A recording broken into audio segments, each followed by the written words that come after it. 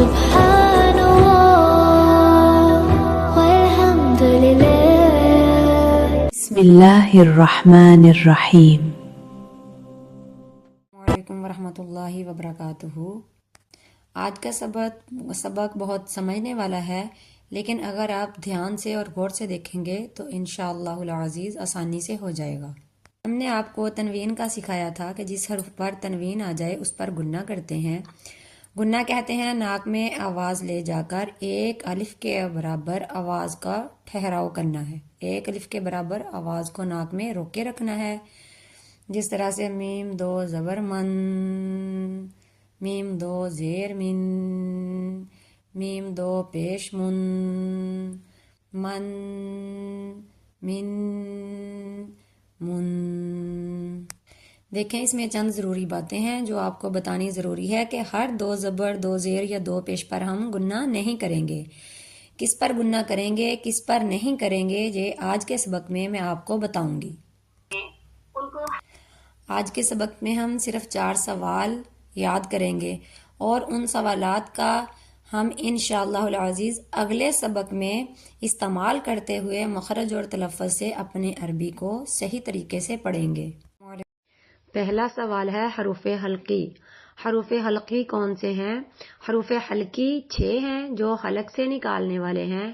ان میں پہلا ہے حمزہ ہا. یہ سینے کی طرف سے جو ہمارا حلق کا حصہ ہے وہاں سے ادا ہوتا ہے. اور دوسرا ہے عین ہا. عین ہا یہ درمیانی حلق سے ادا ہوتے ہیں. اور تیسرا ہے غین خا. یہ جو ہمارا سٹارٹنگ سے شروع سے حلق کا حصہ ہے وہاں سے ادا ہوتے ہیں غین خا. اگلا سوال ہے دوسرا سوال حروف قلقلہ. حروف قلقلہ 5 ہیں. قاف، طا، با، جیم، دال. حروف قلقلہ کو ادا کرتے وقت ہم اسے آسانی سے اس کے الفاظ بنا لیں گے، جیسے قطب جد. ایسے آسانی سے یاد ہو جائیں گے. یہ وہ حروف ہیں کہ ہم جب ان پر آ کر رکتے ہیں تو ان پر قلقلہ کیا جاتا ہے. قلقلہ یعنی کہ آواز کو ہلا کر حرف کو واضح کر کے ادا کرنا. قاف، طا، با، جیم، دال یہ حروف قلقلہ ہیں. ہمارا تیسرا سوال ہے حروف یرملون. حروف یرملون یہ ہیں یا، را، میم، لام، واو، نون. ہمارا اگلا سوال ہے حروف مدہ. حروف مدہ الف، واو، یا.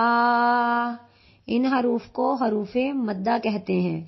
ان حروف کو ادا کرتے وقت ہم الفاظ کو لمبا کر کے پڑھیں گے. اس لیے واو یا پہ جزم آ جائے تو وہ واو مدہ اور یائے مدہ کہلائے گی. الف، واو، یا یہ تینوں حروف مدہ ہیں. کل والے سبق میں ہم ان سوالات کے جوابات کو یاد کر کے انشاءاللہ ان کے حساب سے اپنی اس تنوین والی تختی کو مکمل کریں گے اور ہم ان الفاظ کو دیکھتے ہوئے ہی گنہ کر کے اپنی تختی کو پورا پڑھیں گے. سبحان ربک رب العزت عما یصفون وسلام علی المرسلین والحمد للہ رب العالمین.